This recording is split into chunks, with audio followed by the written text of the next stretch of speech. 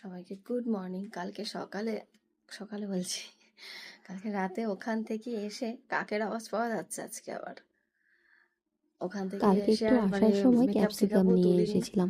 Capsicum যেমন chilli চিকেনে ঘুমিয়ে ভালো পড়েছি লাগে, তেমনি দুজনে কিন্তু মিলে। যাই হোক, এখন চাইনিজ আমি খাবারগুলোতে টিফিন রেডি আমার করবো। ভীষণ ভালো লাগে ক্যাপসিকাম খেতে।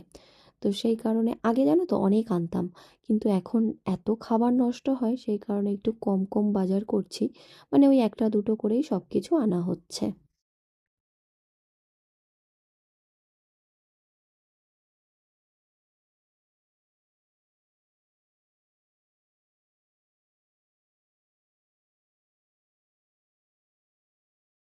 এটি কিন্তু 100% দুরম গম, এতে কোনো ময়দা অ্যাড করা নেই এবং প্রোটিনের উৎস, জিরো কোলেস্টেরল এবং ট্রান্স ফ্যাট ফ্রি।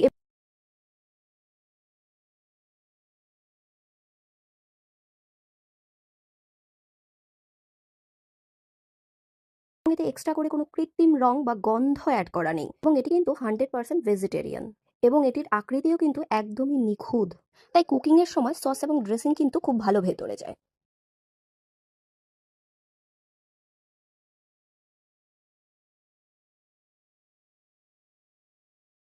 তাই আজ থেকে আমাদের টিফিন বক্সের প্রতিদিনের সঙ্গী হয়ে উঠুক দিশানো পাস্তা। আচ্ছা, একটা ব্যাপার আমাকে সবাই জানিয়ে তো, যে গ্যাস সিলিন্ডারের জন্য মানে সিলিন্ডার যে আমরা বুকিং করি সেটা লক হওয়ার কোনো ব্যাপার থাকে নাকি? কালকে রাতে একটা ফোন এসছে, তো সেখান থেকে আমাকে বলছে যে গ্যাসের বইটা লক হয়ে যাবে।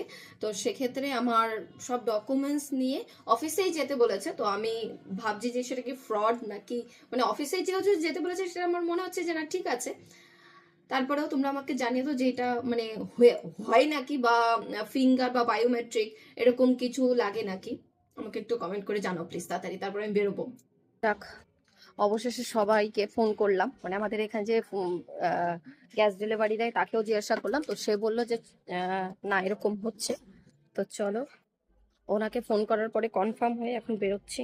চলো, সে গ্যাস বুকিং হয়ে গেছে। এখান থেকে আমাকে প্রাইস দিয়েছে, বুঝলে, 387 টাকা লাগলো।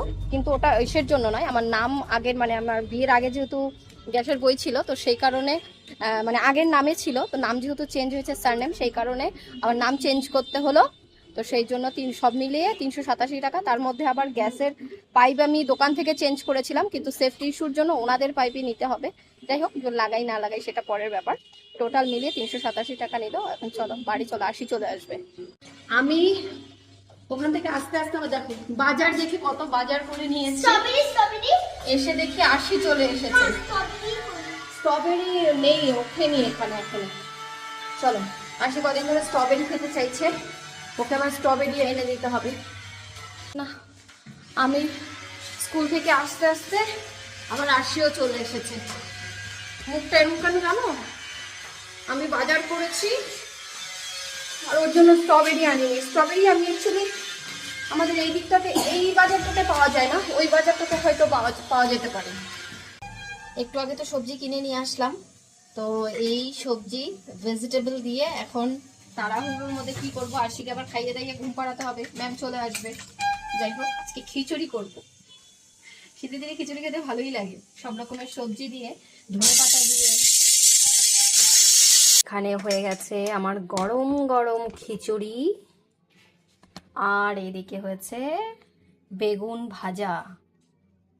সোনা, দেখে যাও, এখানে আমার খিচুড়ি রেডি হয়ে গেছে। গরম গরম খিচুড়ি, ধোয়া উঠছে একদম, সবে মাত্র এক্ষুনি নামালাম। বলো, আমারটা দেখে দেখে কে তারপরে গরম গরম খিচুড়ি রান্না করে খাবে কাল পরশু? খিচুড়ি হলে আমার আর কোনো কথাই নেই, দারুণ লাগে আমার। আর তার সাথে করেছি হচ্ছে বেগুন ভাজা। বেগুন ভাজা আরশি খাবে, আমি খাবো না, কারণ আমার শুধু ভেজিটেবল খিচুড়ি খেতে ভালো লাগে। আচ্ছা, ওর বাচ্চা কাচ্চাকে খেতে দিয়েছে, ঠিক আছে।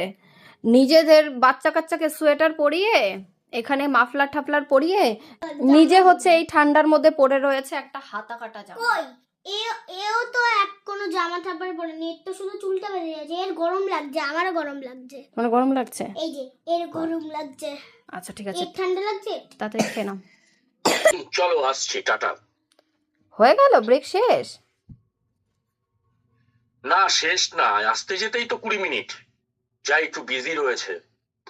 তাহলে আর আসার দরকার কি ছিল? আসলাম তোমাদের একটু ফোন করার জন্য। বাবা, ফর্মালিটি।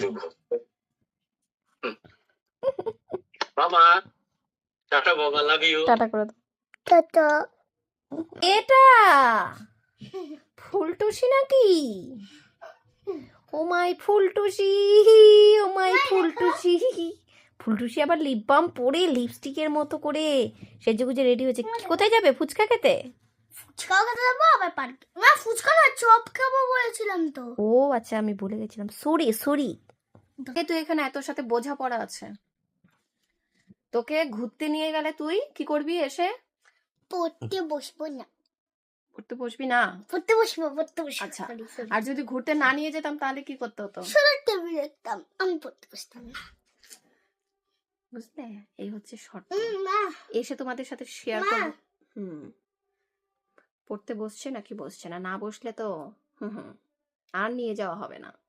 সন্ধ্যাবেলা মামে রেডি হয়েছি, আজকে পড়ার তেমন প্রেশার নেই। আজকে মামা রেডি করেনি, আমি নিজে রেডি হয়েছি। নিডে রেডি হয়েছে, একদম কটকটে করে লিপ বাম পরে লাল টুকটুকি হয়েছে। আবার আমাকে বলছে কি তুমি টিপটা খুলে নাও। আর কি এসে কি আনন্দ, তার আর টিকই খুঁজে পাওয়া যাচ্ছে না। সোয়েটারটা খুলে আমার হাতে ধরিয়ে দিয়েছে। জানো তো এখানে রক্ষাকালী পুজো হবে, ওইখানে কালী ঠাকুর তৈরি হচ্ছে। আরশি,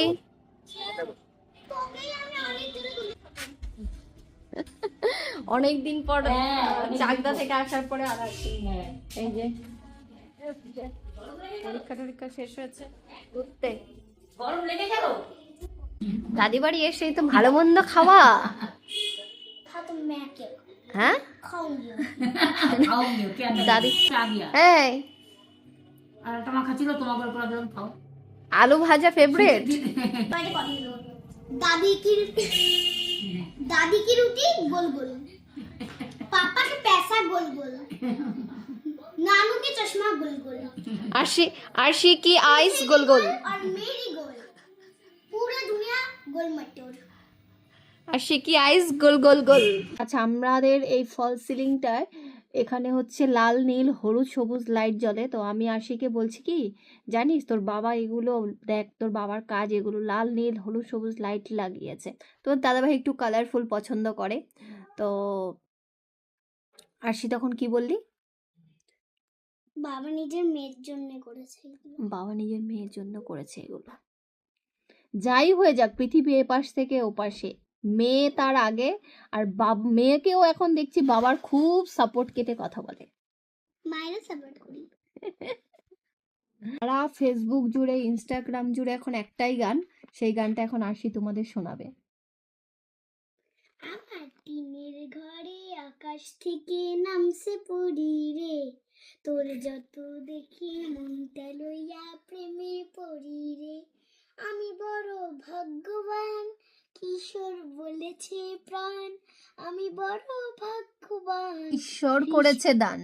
কিশোর করেছে দান। সে তার বাচ্চা কাচ্চা নিয়ে এখন এসব শুরু করেছে, আমি আমার বাচ্চাকে নিয়ে করেছি। এই দেখো, আমি আমার জামা কাপড়ে আমার বাচ্চাকে দাঁড়িয়েছি, যত ওদেরকে ঠান্ডা লাগছে। এই যে এটা করেছি বিল্লিকে, এইসব এখন চলছে। আর ওর গরম লাগছে এই জন্য চুলটা বেঁধে দিয়েছি, আর একে এইটা পরিয়েছি। প্যান্টটা একদম দারুণ লাগছে দেখতে।